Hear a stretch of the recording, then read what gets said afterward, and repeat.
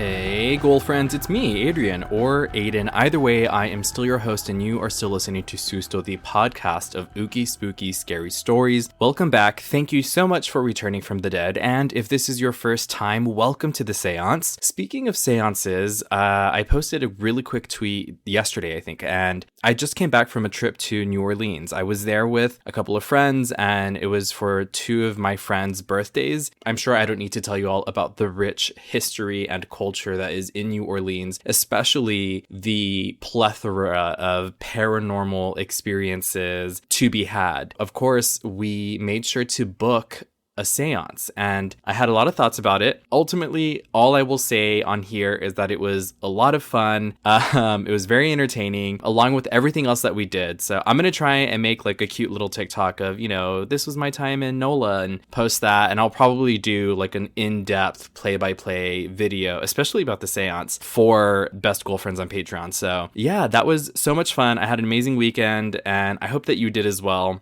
I do want to remind you as well that I am going to be at the True Crime and Paranormal Podcast Festival for Susto. I'm going to have a table, and you can get your tickets today with code SUSTO for 15% off at truecrimepodcastfestival.com. So make sure to go to that website, get your tickets, and again, it's 15% off of your ticket or your VIP ticket. And one more time, if you haven't heard that before, it's going to be happening August 25th through the 27th here in Austin, and you can get all of the information that you need on True Crime Podcastfestival.com, and I hope to see you all there. I'm very excited about it. I'm trying to plan again like the kind of experience that I'm going to be providing at my table, and I'm excited for it. It's going to be my first in-person event as Susto, so lots to look forward to there. February was just one of those, it was only like 2-3 days short of every other month, but still those days mattered, and I feel like I kind of almost slipped up and got left behind in time. Of course, the world keeps turning without me, and I wish it wouldn't, but I am keeping up. I'm right there. If you haven't heard, this is in reference to a tweet from the Mexican president. He tweeted a picture of what he claims to be an Alux that was sent to him. The photo was sent to him, and that's what today's episode is going to be about. We'll talk more about this tweet after the story, but I'm excited. It's very timely and relevant right now. So jump in, get your rosary ready, and let's listen to the story of the Alux.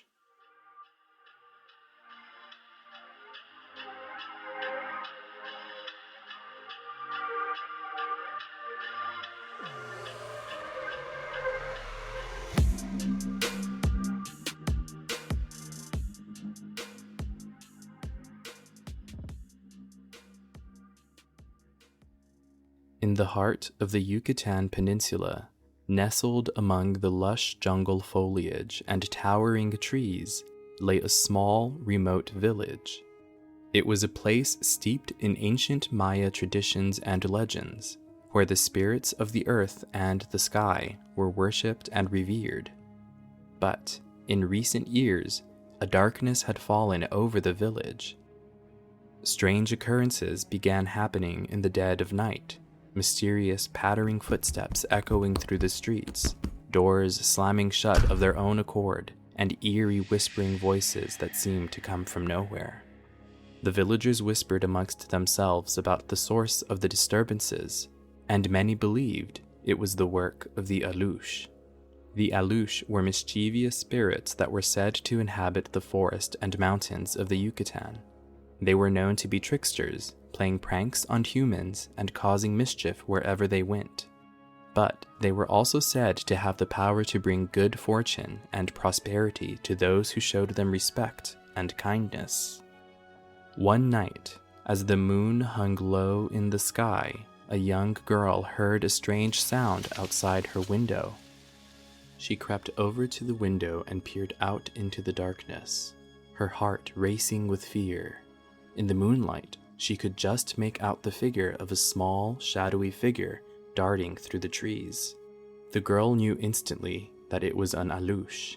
She heard the stories from her grandmother, who had warned her to never cross the spirits or risk their wrath.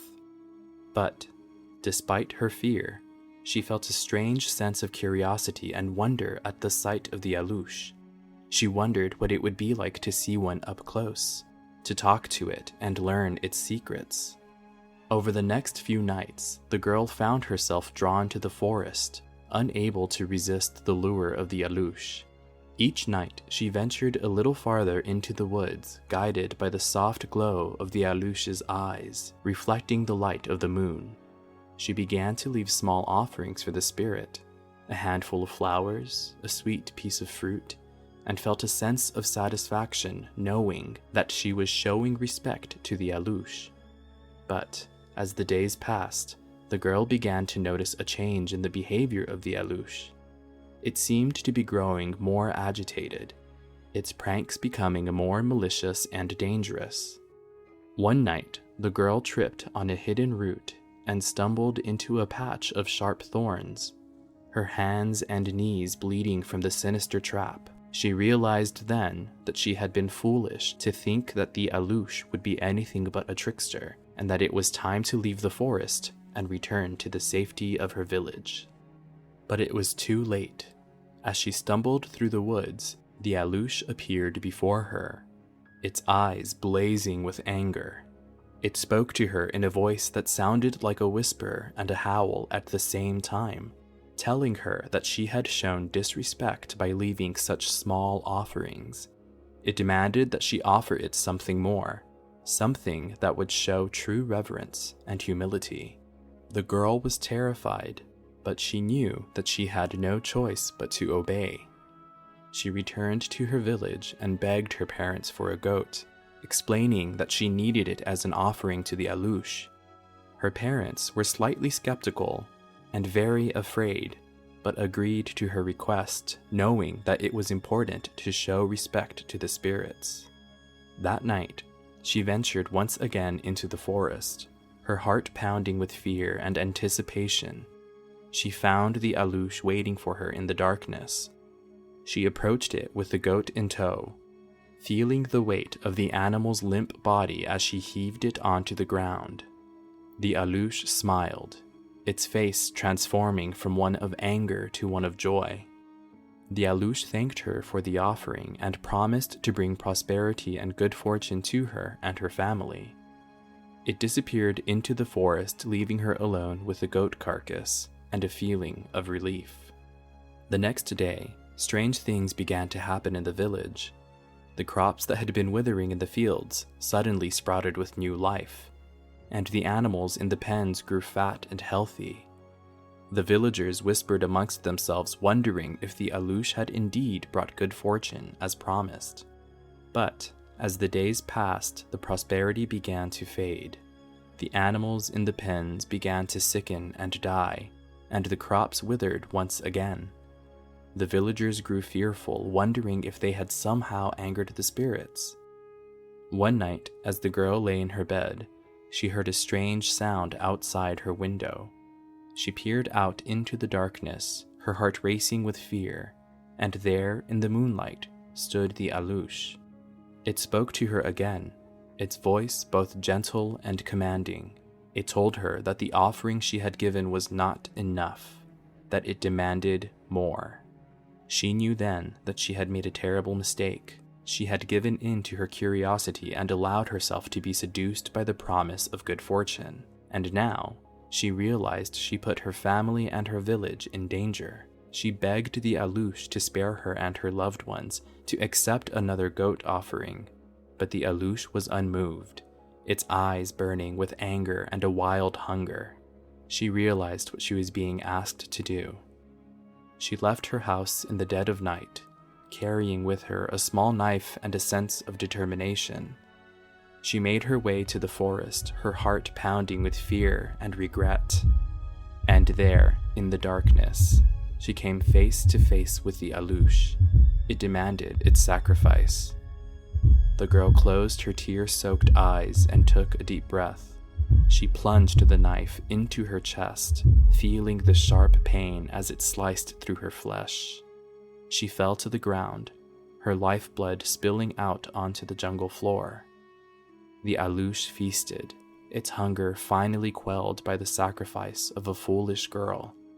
It disappeared into the darkness, leaving her body behind. The village mourned the loss of the young girl, and they whispered amongst themselves about the dangers of the Alux, but they also knew they had been blessed with prosperity and good fortune, and they wondered if it was worth the cost. And so the legend of the Alux lived on, a warning to those who dared to seek the favor of the spirits, for they knew that the Alux demanded respect and reverence, but that they could also be dangerous and deadly if crossed.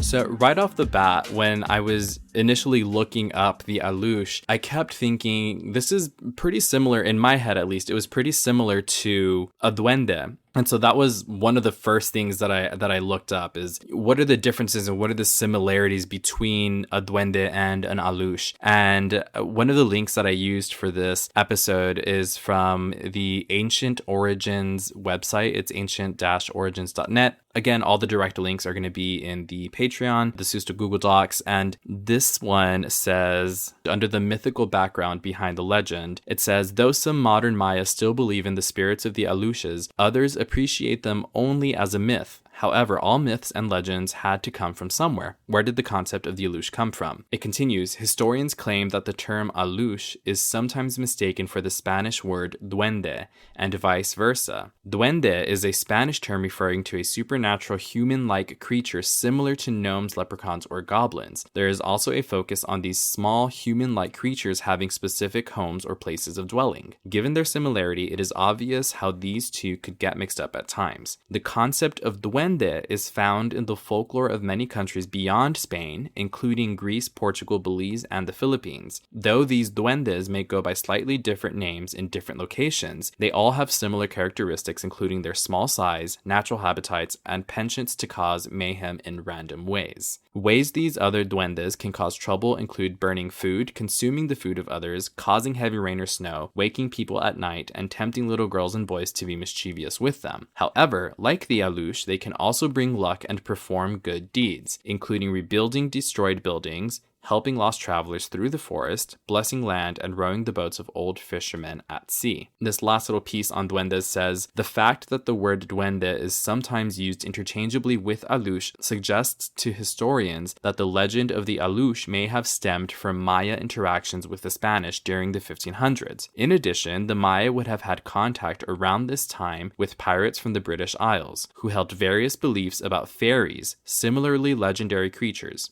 To some Maya, however, the legends of the Alux precede the myths about duende and even fairies, as the Aluxes were once believed to be the spirits of Maya ancestors or even spirits of the land itself. So this is telling me, and other things that I saw about the Alux, is that Aluxes apparently are more ancient. You know, they're kind of like the OG duende, right? And duende is something that came later. Another thing that I noticed in putting this together is that Aluxes seem more mystical in a sense. You know, they're more paranormal than they are cryptid, or like spirit than cryptid, if that makes sense. One of the details that I saw, and I'll probably come across it again in reading these other links, is Aluxes apparently are able to kind of like shed their mortal coil, so they can exist as a spirit, and then when they want to mess with people or animals, you know, whenever they're ready to fuck shit up, basically, that's when they can become physical and, you know, and do what they need to do in the physical world, which is very interesting. I'm like, maybe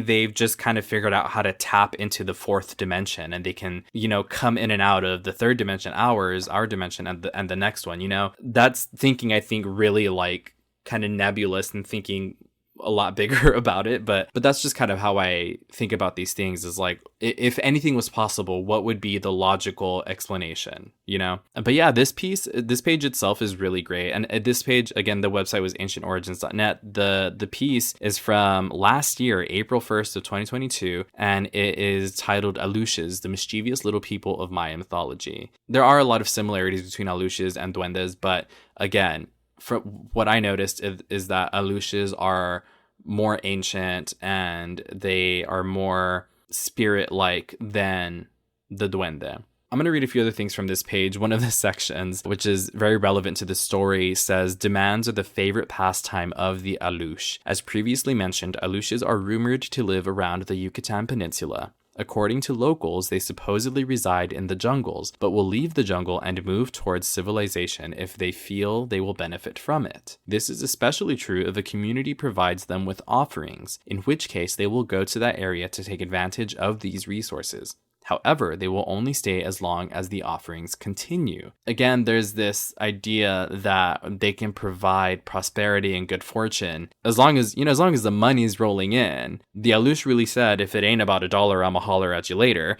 And maybe it's not that they cause so much trouble. It's just that people get so used to this quality of life because it's a mutually beneficial relationship between the people who are giving the offerings and the Alux is receiving them and then giving prosperity and like success and all the good stuff. But then when the offerings stop or they're not enough, then obviously, the Alux is going to peace out and be like, well, I'm not getting anything, so I'm leaving. And it's going to seem like the world is falling apart, even though it's not the Alux is actively tormenting them. They just kind of left them high and dry, which is also, you could say it's an act of aggression to leave someone after you've built them up. But it also brings in this idea of thinking sustainably and it's like, to me, the thought that just came to mind is it's kind of like mission trips.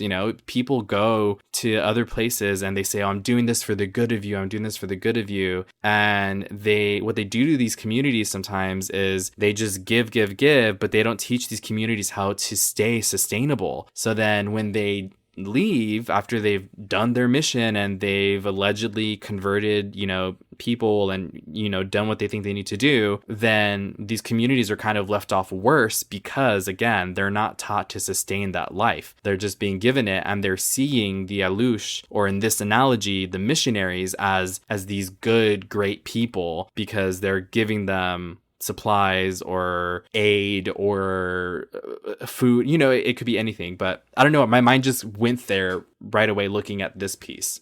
Oh, this is interesting. This one piece says, according to locals, the Aluxes cannot cause physical harm such as scratching, biting, or kicking, but they can bring about a spell of illness in the form of a curse. Locals and visitors alike should also avoid calling the Alux by name, since speaking the name of an Alux may summon it to you, an event that no Alux is a fan of.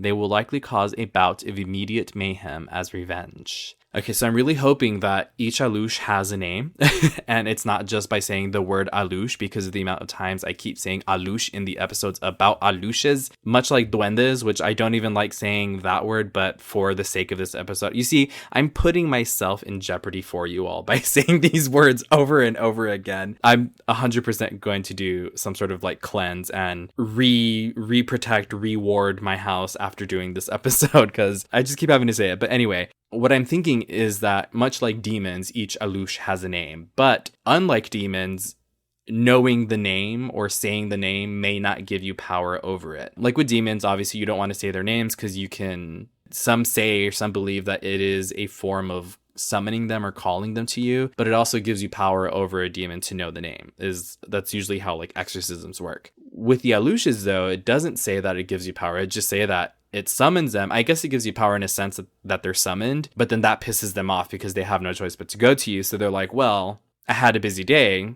I was going to go to TJ Maxx and Starbucks, but you messed that up. So now I'm going to mess you up, right? This page talks more about how they are friends or foes to farmers. Again, it's that sense of like, are the offerings enough? And then we'll keep this up. The last section of this page says, legends never die. The Alux lives on. As previously mentioned, some modern Mayas still believe in the spirit of the Alux. Farmers, in particular, will still engage in some of the ritualistic behaviors regarding inviting Aluxes to heal and protect their land for 7 years. Like other superstitious behaviors, these farmers may not necessarily believe in the Alux as a true spirit, but will participate in the rituals for the sake of potentially bringing some luck to their farms.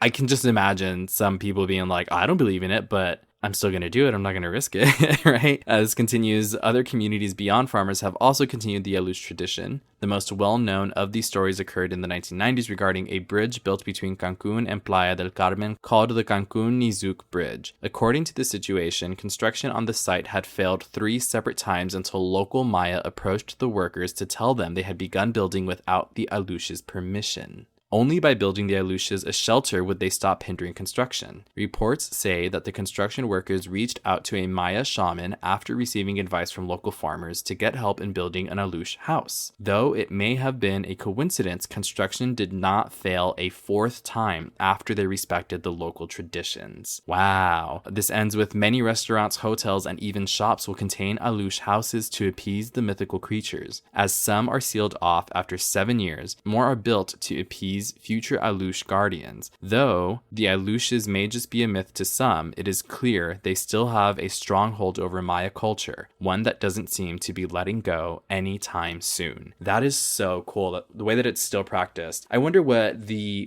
thing is with the number 7, why they only live in a house for 7 years. And this is something I read, I think, in a separate piece, is that after the 7 years, you have to seal off the house. I'm not sure what that is. Maybe it's because they think the energy becomes stagnant or the energy rots in some sort of way. I'm not sure what the 7 years is, but that is something that, again, saw in other pieces, is that they have to seal off the house, either build a new one to re-welcome the same Alux or welcome a different one, or they just risk everything kind of going up in flames, so to speak, right?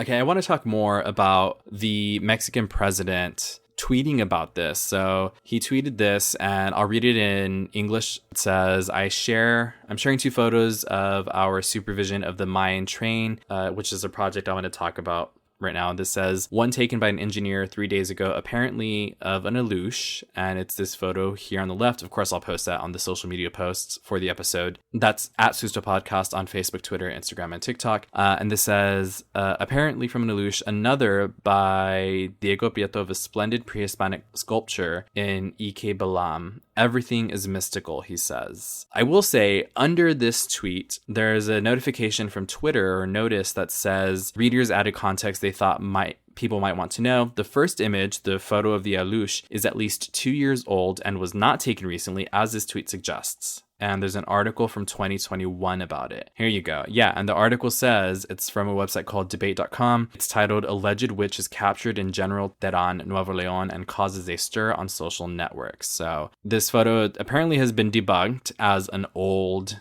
photo of what people believed was a witch, but it's still very interesting. And it's a little ironic that the president of Mexico is posting about an Alux. And I say that it's interesting and ironic because there's a lot of controversy surrounding the president in Mexico. And again, it's President Andrés Manuel López Obrador, or AMLO, as people have abbreviated his initials and are calling him. And I'll explain that to you.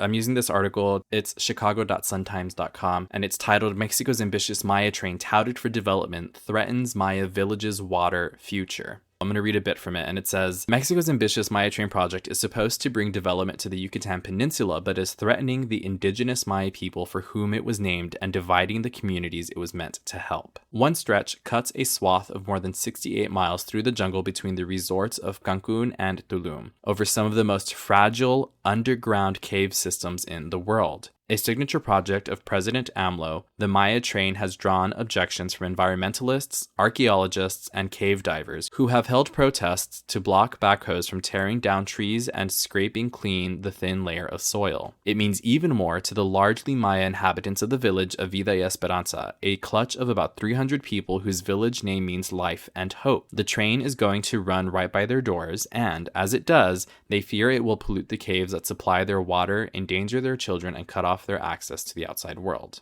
A few miles away from the acres of felled trees where the train is supposed to run, archaeologist and cave diver Octavio Del Rio points to the Guardian's cave that lies directly beneath the train's path. The cave's limestone roof is only 2 or 3 feet thick in some places and almost certainly would collapse under the weight of a speeding train. We are running the risk that all this will be buried and history lost, Del Rio says. So I'm not going to read the rest of the article. Again, you can find that on chicago.suntimes.com and direct link in the Susto Google Docs and Patreon. But there's a lot of controversy about this because of the environmental impacts it will have and the impacts that it will have on archaeological development. You know, there's a lot of things here. You know, this land has been here for so long, and people have been on that land for so long. For whatever reason, for quote unquote development, and at the end of the day, that just means money in people's pockets. That means that these people are willing to destroy history. They're willing to destroy parts of the environment for this project. My take on things like this is to always take the lead of the locals, of the people that are from there and have been there for who knows how long, for generations, and to follow their lead. And the people in this area are saying that this is not a good idea, that they don't want this, but it's happening to them. And it's so rough to see, and it's so hard to see. And the entire reason that I brought this up and that I thought it was ironic is because this is a blatant disrespect of the land. We're telling a story right now about what we know now can be a vengeful creature, a spirit. And I don't think they got the Alush's permission. And it's kind of funny to say that, but I also mean it. I'm like, I really don't think Mr. AMLO built a house for the Alush. And if he did, I don't think that's enough to appease them for what is happening to the land, to their land, because apparently these are ancient spirits. These are ancient creatures that have been there for much longer than we have. And I say the collective, the royal we, as humans. So again, that's why I thought it was very interesting and very ironic. The next article that I have here, or the next piece, is from a website called, it's xyuandbeyond.com, and this is titled The Legend of the Mayan Alushes, the Little People of Mexico. And this starts off, the Mayan legend of the Alush, the world is full of myths and legends, and many countries have an ongoing belief in a little person that causes mayhem and mischief wherever it goes. Mexico is no exception to that rule. There are some cryptozoologists that believe the Mayan little person, or Alush, was actually, or perhaps still is, a little person. Alushob or Alush is the Mayan word given to mythological Mayan spirits found in the Yucatan Peninsula. Again, the word spirits. They are believed to be small dwarf-like creatures that average around 3 foot tall, and they are somewhat akin to goblins, elves, or even perhaps poltergeists, or golem, due to their creation by the owner of the land they settle on. Created in the form of highly detailed clay figures, shaman can cast ritual spells to bring the figures to life. See, this is an introduction of a new kind of facet of the Alush, is that maybe it's not that they can transform themselves or switch back from a physical being to a spiritual being. Like it says here, a shaman can put their spirit, I would say essentially trapping the spirit in a figurine. And maybe that's why they're so pissed off. This continues, the average farmer or villager leaves a small figure beneath the oldest tree on their land or in a house, specialty built for the Alush, which is known as the Catal Alush. The farmer takes food and drinks to the spirit on a daily basis until the clay figurine disappears. And I'm seeing a picture here. I'm not sure exactly where this picture is from. It's showing little human-like figurines made out of like stone or clay. I'm wondering if this article or if this piece is talking about the house, the little house that they built for the Alushes. This is making it seem as if it's like a person figurine that's being built for them. Or maybe that word is just being lost in translation or mixed up. Either way, this says, at this point, the farmer knows the Alush is alive and will now protect the farmer's land and the farmer for a full 7 years. After 7 years, the door to the Alush home must be sealed off during the day in order to trap the Alush inside and prevent him from becoming evil. The Mayan people make offerings to them before they venture into the forest or start their milpa farming to bring good luck. Okay, so that's what it is like I mentioned earlier, the thing about the 7 years and sealing off the homes is because, as this says, they will turn evil. Again, it's kind of conflicting because the other pieces that I read for this made it seem as if the Alush, they have personality, they have free will, and much like you and I, something's going to set them off, it's going to set them off. It's not just because all of a sudden they're evil, right? And the last piece that I have here is, of course, from Wikipedia, the good old Wikipedia. And this one kind of reiterates the things that were in the other pieces. The thing about the word duende, when and where, like, geographically they've been featured. And the last thing in this entry, I guess someone updated it right away, is that it says in 2023, the sitting president of Mexico, AMLO, posted a picture of an alleged Alush on Twitter, claiming that it had been spotted by an engineer working on a rail project, that damn rail project. But I'm going to go ahead and read the first part of this entry either way. It says, an Alush is a type of sprite or spirit in the mythological tradition of certain Maya peoples from the Yucatan Peninsula and Guatemala, also called chaneque or Cheneke, just different spellings, by the Nahuatl people. Alushob, and this one has a different pronunciation for plural. Instead of Alushe, they have Alushoob. Alushoob are conceived of as being small, only about knee-high, and in appearance resembling miniature traditionally dressed Maya people. Tradition holds that Alushoob are generally invisible but are able to assume physical form for purposes of communicating with and frightening humans as well as to congregate. That's where that reference came from. And honestly, I would love to be able to do that. Just like, I'm done doing what I need to do today, or I don't want to interact with people anymore, so I'm just going to poof. I'm just going to become ethereal and a spirit and leave the physical plane behind. And this continues. They are generally associated with natural features such as forests, caves, stones, and fields, but can also be enticed to move somewhere through offerings. Their description and mythological role are somewhat reminiscent of other sprite-like mythical entities in a number of other cultural traditions, such as the Celtic leprechaun, as the tricks they play are similar. Some Maya believe that the Alushoob are called into being when a farmer builds a little house on his property, most often in a maize field, for 7 years. The Alush will help the corn grow, summon rain, and patrol the fields at night, whistling to scare off predators or crop thieves. At the end of 7 years, the farmer must close the windows and doors of the little house, sealing the Alush inside. If this is not done, the Alush will run wild and start playing tricks on people. So, very interesting. This wiki entry did a great job of encapsulating and summarizing all of those things that I just went through, but still very interesting.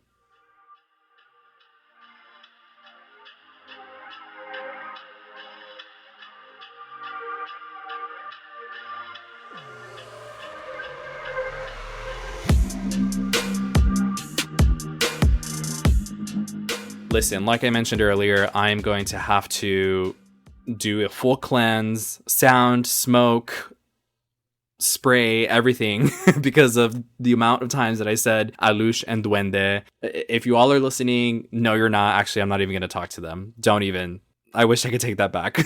I'm just going to do what I need to do. And I hope that you do too. Thank you for listening to this episode. As always, if you want me to share your stories on the show or on the socials, you can do so by sending an email to sustopodcast@gmail.com. You can send it in a DM to the socials. That's at sustopodcast on Facebook, Instagram, Twitter, and TikTok. Or you can leave it in a 5-star review if you're able to leave a review wherever you are listening. Speaking of, you all, the algorithm is mighty and unforgiving. So if you could, please do me the favor. And if you haven't yet, leave a rating and or a review wherever you are listening to the show. It would mean so much to me. And you'll have good luck for 7 years until the Alush runs wild, right? Anyway, send me those stories if you want me to share them. They can also be a photo, a video, audio recording, and I'll post it. Again, Susto is going to be at the True Crime and Paranormal Podcast Festival. Visit True Crime Podcast Festival for your tickets and use code Susto for 15% off of your attendee or your VIP attendee tickets. And as always, thank you so much to the patrons for your support. It means the underworld to me. And if I had a heart, it would make it beat. And again, my patrons are Liza, Sadie, Rachel, Alejandra, Luther, April, Mario, Eva, Dee, Victoria, Josette, Sam, Mandy, Julianne, Karen, Lori, Jeannie, Monica, Desiree, Anna, Denise, Jenny, Ashes, Neressa, Amanda, Rachel, Asukena, and Javier. Thank you all so much for your support. If you all would like to join Patreon, you can do so by visiting patreon.com/sustopodcast. Check out the tiers and figure out which one is right for you.